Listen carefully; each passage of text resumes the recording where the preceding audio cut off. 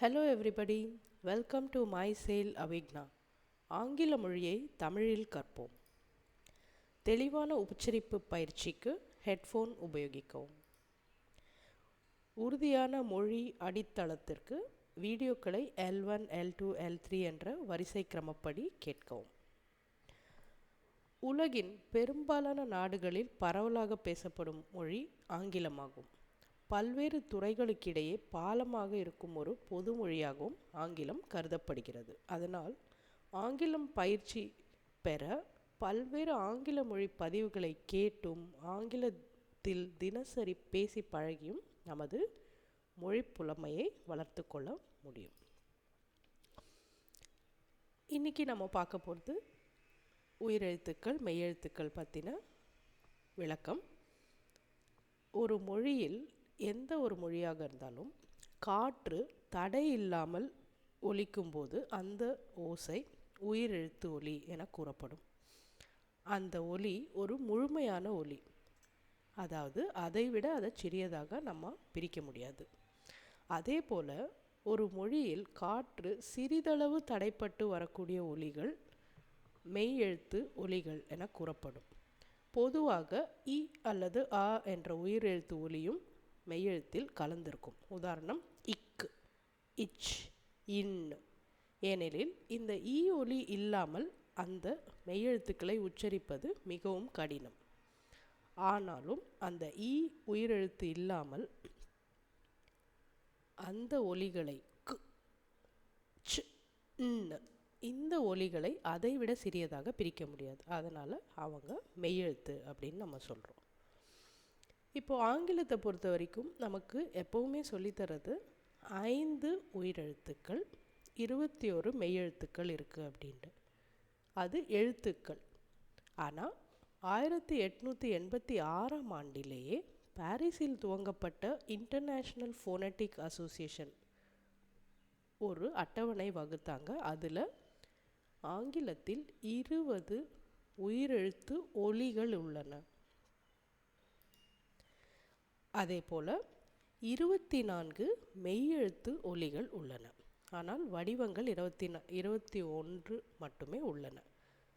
இந்த ஒரு வேறுபாட்டு ஒலி அதிகமாக இருக்குது, வடிவங்கள் குறைவாக இருக்கிறதுனால பல முறை ஒரே வடிவம் பல ஒலிகளை கொண்டு ஒலிக்கும். பொதுவாக இந்திய மொழிகள் எடுத்துட்டோம்னா உயிரெழுத்துக்கள் 10 முதல் 15 வரை இருக்கும், மெய்யெழுத்துக்கள் 35 வரை இருக்கும், துணைக்கால் எழுத்துக்கள் இருக்கும், உயிர் மெய் எழுத்துக்கள் இருக்கும், சிறப்பு குறியீடுகள், இப்படி பல வடிவங்கள் ஒவ்வொரு இந்திய மொழியிலையும் இருக்கிறதுனால இந்திய மொழியை பேசுகிறதும் எழுதுறதும் படிக்கிறதும் ரொம்ப சுலபம். ஏன்னா ஒவ்வொரு ஒலிக்கும் ஒரு எழுத்து வடிவம் இருக்கிறது. சில மொழிகளில் எழுத்துக்கள் குறைவாக இருக்குது, ஒலிகள் அதிகமாக இருக்குது. உதாரணம் ஆங்கிலம். 26 எழுத்துக்கள் இருக்கின்றன, 500க்கும் மேற்பட்ட ஒலிகள் இருக்கின்றன. அப்போது எப்படி இதை சமன் பண்ணுறது அப்படின்னு பார்த்தானா, இருக்கிற 26 எழுத்துக்களே வேறு வேறு நேரங்களில் வேறு வேறு விதமான ஒலிகளை கொண்டு ஓசை இருக்கும். இன்னொன்று ஆங்கிலத்துக்கு பார்த்திங்கன்னா ஒவ்வொரு எழுத்துக்கும் ஒரு பெயர் இருக்குது. அண்ட் அந்த பெயர் வேறு, அந்த எழுத்து போடுற ஒலி வேறு. இது மற்ற மொழிகளில் அதிகமாக கிடையாது. எந்த ஒலி இருக்கோ அந்த ஒலி தான் அந்த எழுத்தோட பெயரும். ஆங்கிலத்தில் எழுத்துக்கு ஒரு பெயர் இருக்குது. ஒவ்வொரு எழுத்தும் 2லேருந்து 5 வரை புதிய ஒலிகளை போடும். அதை நம்ம உதாரணத்தோடு பார்ப்போம். இதே ஒரு ஒப்பீட்டு டேபிளாக பார்க்கும்போது உயிரெழுத்து மெய்யெழுத்து இந்திய மொழிகள் ஆங்கில மொழியில் இருக்குது. துணைக்கால் எழுத்து ரொம்ப முக்கியமான ஒரு குறியீடு. அது இந்திய மொழிகளில் கண்டிப்பாக இருக்கிறது, ஆங்கிலத்தில் இல்லை. இந்த துணைக்கால் இருக்கிறதுனால நம்மளால் 100க்கும் அதிகமான ஒலிகளை சுலபமாக எழுத்து வடிவத்தில் கொண்டு வர முடியுது. அதுதான் நம்ம உயிர்மெய் எழுத்து அப்படின்னு சொல்கிறோம். இவங்க உயிர்மெய் எழுத்து துணைக்கால் இல்லாமல் இருக்கிற உயிரெழுத்து மெய் எழுத்தையே மறுபடி எழுதி அதே ஒலிகளை எடுத்துகிட்டு வராங்க. அடுத்தது, உயிரெழுத்து மெய்யெழுத்துக்குன்னு தனி பெயர் இருக்கா அப்படின்னா கிடையாது. நம்மளோட இந்திய மொழிகளில் ஒரு எழுத்தோட ஒலியும் அதோட பேரும் ஒன்று தான். ஆங்கிலத்தில் ஒலி வேறு, பெயர் வேறு. உயிரெழுத்து மெய்யெழுத்துக்கு 2 வடிவம். எழுதும்போது 2 வடிவம் இருக்கா அப்படின்னா தமிழ் உட்பட இந்திய மொழிகளில் இரட்டை வடிவம் கிடையாது. ஆங்கிலத்தில் upper case, lower case alphabet, இல்லைனா கேபிட்டல் லெட்டர்ஸ், ஸ்மால் லெட்டர்ஸ் அப்படின்ட்டு 2 விதமாக எழுதுகிறோம் ஒரே எழுத்து. அடுத்தது, ஒலி எழுத்து சமன்பாடு. பெரும்பாலான இந்திய மொழிகளில் பார்த்திங்கன்னா மிகச்சமமாக இருக்கும். என்ன ஒலி நீங்கள் கேட்குறீங்க அதே ஒலிக்கு ஒரு எழுத்து அங்கே எழுதியிருப்போம். ஆனால் ஆங்கிலத்தில் எழுத்து நிறைய எழுதியிருப்போம், ஒலி குறைவாக இருக்கும். சில சமயம் எழுத்துக்கள் குறைவாக இருக்கும், ஒலிகள் அதிகமாக இருக்கும். சமன்பாடு இல்லாத ஒரு நிலைமை ஆங்கிலத்தில் இருக்குது. எதனாலன்னா குறியீடுகள் ரொம்ப குறைவாக இருக்கிறது. விதிகள், விதிவிலக்குகள் எல்லா மொழிகளுக்கும் பொருந்தும். ஓசை இல்லாத எழுத்துக்கள், இது சைலண்ட் லெட்டர்ஸ் அப்படின்ட்டு நம்ம சொல்லுவோம். அதாவது எழுதும்போது எழுதியிருப்போம் ஒரு எழுத்தை, ஆனால் அதுக்கான ஓசையை நம்ம பேசும்போதோ படிக்கும்போதோ கொடுக்க மாட்டோம். அதுதான் ஓசை இல்லாத எழுத்துக்கள். இந்திய மொழிகளில் அது கிடையாது. ஏன்னா ஒரு எழுத்து எழுதியிருக்குன்னா அதுக்கு கண்டிப்பாக ஒலி நம்ம கொடுப்போம். ஆங்கிலத்தில் பல தடவை ஓசை இல்லாத எழுத்துக்கள் பயன்பாட்டில் இருக்குது. உச்சரிப்பு முரண்பாடு. இந்த ஓசை இல்லாத எழுத்துக்கள்னால தான் உச்சரிப்பு முரண்பாடாகுது. அதில் எழுதியிருப்போம் ஆனால் படிக்க மாட்டோம். இப்போ நைட், NIGHT. இப்போ கவனிச்சிங்கன்னா இந்த GHன்றது ஓசை இல்லாத எழுத்துக்கள். அப்போது NIT அந்த 3 எழுத்துக்களுக்கு மட்டும்தான் நம்ம ஓசை கொடுப்போம். அதனால தான் அந்த வார்த்தை GH இருந்தாலும் நைட் அப்படின்ட்டு உச்சரிப்பு வித்தியாசமாக இருக்கும். அடுத்தது, இலக்கண முரண்பாடு. இந்திய மொழிகளில் பெரும்பாலும் கிடையாது.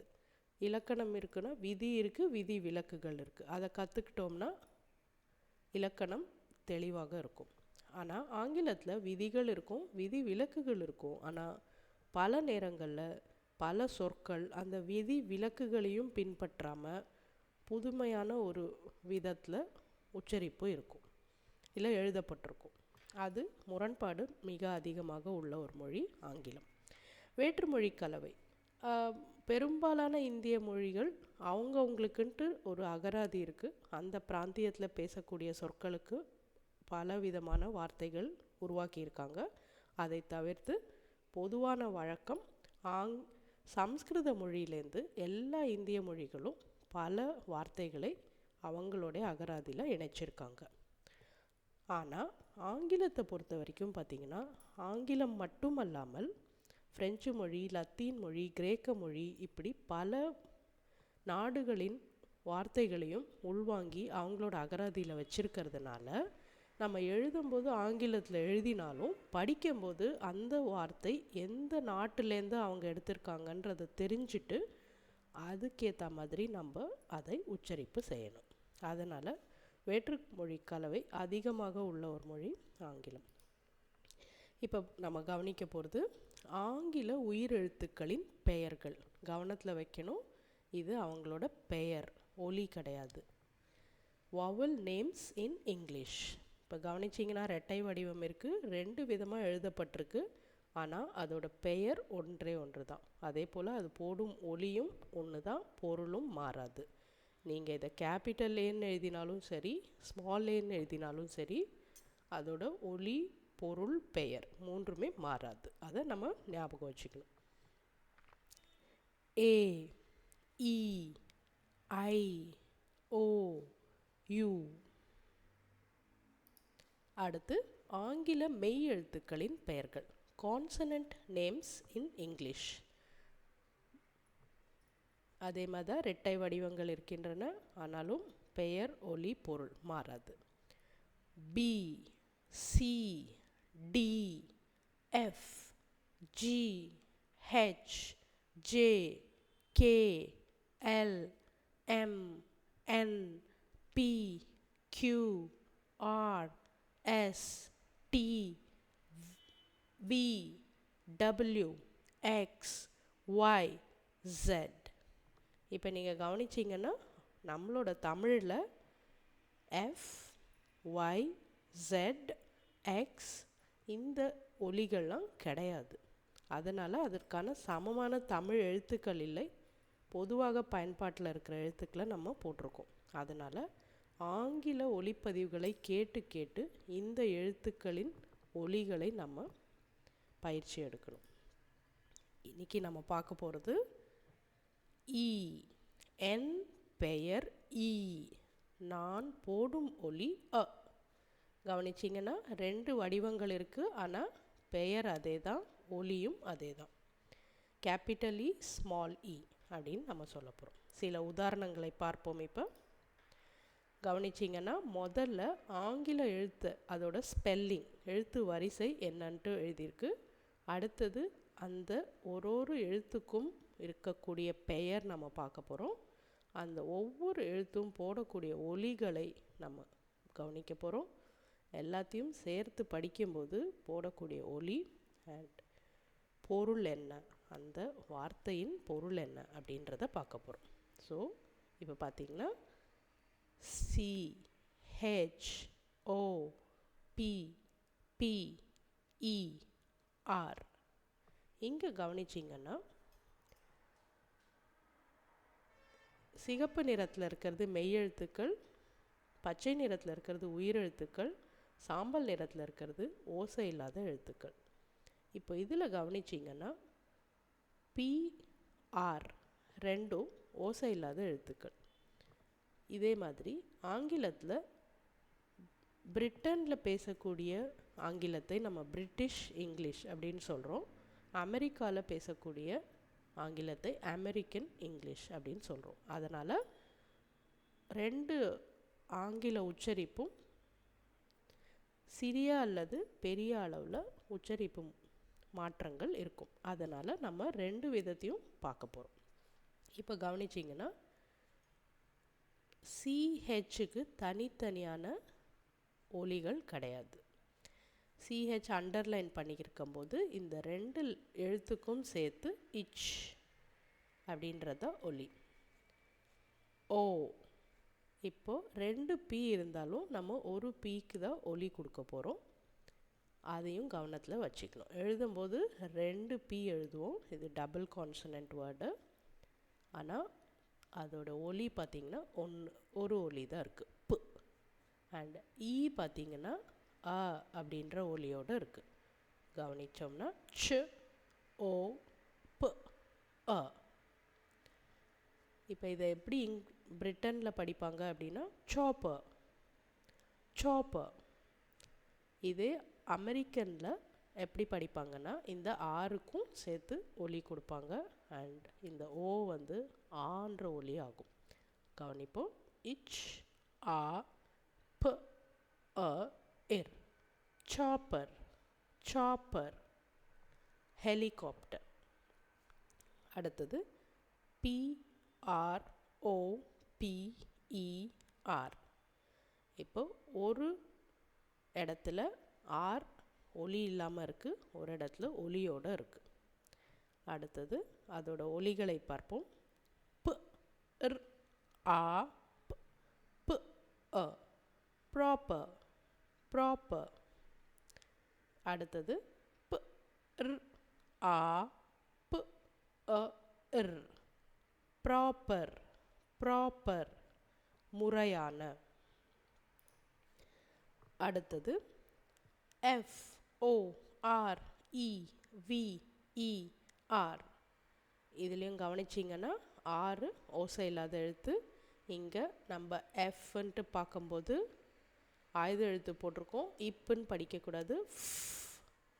அதோட ஒலி அதை அடிக்கடி நம்ம ஞாபகம் வச்சுக்கணும். ஆயுத எழுத்து இப்பு வரும்போது அப்படின்ற ஒலி போடும். ஒலிகள் இப்போ கவனிப்போம். ஆ, எ, அ. எல்லாத்தையும் சேர்த்து படிக்கும்போது ஃபாரெவர், ஃபாரெவர்.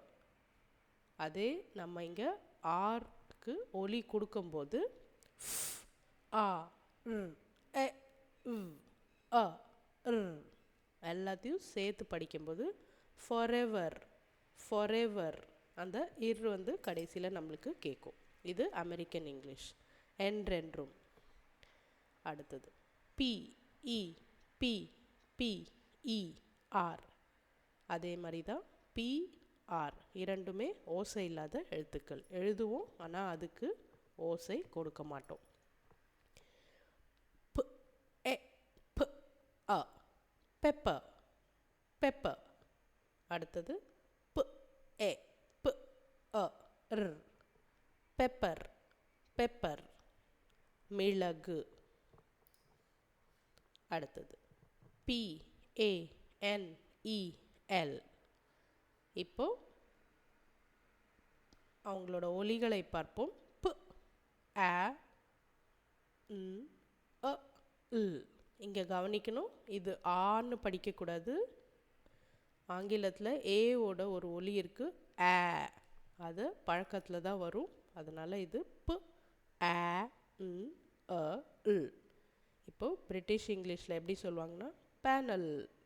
இப்போ எல் ல்னு வந்து அழுத்தி சொல்லுவாங்க, பேனல். இப்போ அமெரிக்கன் இங்கிலீஷில் பேனல். இப்போ பேனல். இங்கே அதிகமாக உச்சரிப்பு இருக்கும், இந்த இடத்துல குறைவாக இருக்கும். பேனல் குழு. அடுத்தது HIGHER. இங்கே கவனிச்சிங்கன்னா இந்த GHR ரெண்டுமே 3 எழுத்துக்களுமே ஓசை இல்லாத எழுத்துக்கள். எழுதுவோம் ஆனால் அவங்களுக்கு ஓசை கிடையாது. என்ன இந்த வார்த்தையோட ஓசைகள் பார்ப்போம். I A higher. அடுத்தது ஆறுக்கு ஒலி போட்டு படிக்கும்போது I A ir higher. இந்த அந்த ஒலியும் நம்ம பழக்கத்தில் எடுத்துகிட்டு வரணும். higher பொருள் மேல் நோக்கி செல்வது. அடுத்தது BIGGER. இங்கேயும் கவனிச்சிங்கன்னா 2 G எழுதுகிறோம் ஆனால் ஒரு G சைலண்ட் லெட்டர், ஆரும் சைலண்ட் லெட்டர். அவங்களோட ஆங்கில எழுத்துக்களின் ஒலிகளை பார்ப்போம். B I G A bigger bigger. அடுத்தது ஆறுக்கு ஒலி போட்டு படிக்கும்போது B I G A R bigger. அப்போ இக் இர் இது ரெண்டும் நம்மளுக்கு காதில் கேட்குற மாதிரி இருக்கும். பிகர் பெரியது. அடுத்தது SHORTER. இங்கேயும் கவனிச்சிங்கன்னா 2 ஆறுமே வந்து ஓசை இல்லாத எழுத்துக்களாக இருக்குது. இங்கே 2 ஆறுக்குமே ஓசை இருக்குது. அடுத்தது கவனிச்சிங்கன்னா SH. அது ரெண்டும் அண்டர்லைன் பண்ணியிருக்கு. அப்போனா SHக்கு ஒரே ஒரு ஒலி தான் இருக்குது. 2 எழுத்து இருக்குது ஆனால் ஒரு ஒலி தான் அவங்க போடுவாங்க. என்ன ஒலின்னு பார்ப்போம். ஷ் ஆ ட் அ ஷார்ட்டர் ஷார்ட்டர். அடுத்தது ஆறுக்கு நம்ம ஒலி போடும்போது ஷ் ஆ ர் ட் அ ர் எல்லாத்தையும் சேர்த்து படிக்கும்போது ஷார்ட்டர் ஷார்ட்டர் உயரம் குறைவான. அடுத்தது BETTER. இதுலேயும் கவனிச்சிங்கன்னா 2 T இருக்குது ஆனால் ஒரு T ஓசை இல்லாத எழுத்து. எழுதுவோம் ஆனால் அதுக்கு ஒலி இருக்காது. ஆர் இங்கே ஓசை இல்லை, இங்கே ஓசை இருக்குது. இப்போது உங்களோட ஒலிகளை பார்ப்போம். B E T A better better. அடுத்தது B E T A R better better. பெட்டர்னு படிக்கக்கூடாது, பெட்டர் மேலான. அடுத்தது LOWER. இது ஒரு வித்தியாசமான வார்த்தை, நம்ம பார்ப்போம். இதோட ஒலிகளை முதல்ல கவனிப்போம். L A இவ் அ. இந்த டபிள்யூக்கு வ, வாட்ச் அந்த மாதிரி ஒரு ஒலி வரும். இதையும் பழக்கத்தில் தான் நம்ம எடுத்துகிட்டு வர முடியும். அதோட உச்சரிப்பு என்னென்னா லவர், லவர். அடுத்தது ஆருக்கு ஒலி போடும்போது இல் அ வ் அ இர், லவர், லவர், கீழே. இதை நம்ம தமிழில் பெரும்பாலும் லோயர் அப்படின்ட்டு எழுதுவோம். ஆனால் அதோட உச்சரிப்பு லவர், லவர். அடுத்தது T A L L E R. இப்போது எழுத்துக்களோட பெயர்களை பார்த்துட்டோம். ஒலிகள் என்னன்னு பார்ப்போம். ஆர் இதில் ஓசை இல்லாத எழுத்தாக இருக்குது. அதனால் ட் ஓ இல் அ. இங்கே பாருங்கள், ஏயோட ஒலி வந்து ஓ, ஈயோட ஒலி அ. அதனால் டாலர், டாலர். அடுத்தது இந்த ஆருக்கு ஒலி போட்டு படிக்கும்போது ட் ஆ இல் அ இர், டாலர், டாலர், உயரமான. அடுத்த வார்த்தை S H A R P E R. கவனிச்சிங்கன்னா 2 ஆரும் இங்கே ஓசை இல்லாமல் இருக்குது, இங்கே ஓசையோடு இருக்குது. அவங்களோட ஒலிகளை பார்ப்போம். அதே மாதிரி எஸ்ஹெச் அண்டர்லைன் பண்ணியிருக்கு, அதனால் 2 மெய்யெழுத்துக்கும் சேர்த்து ஒரு ஒலி தான்.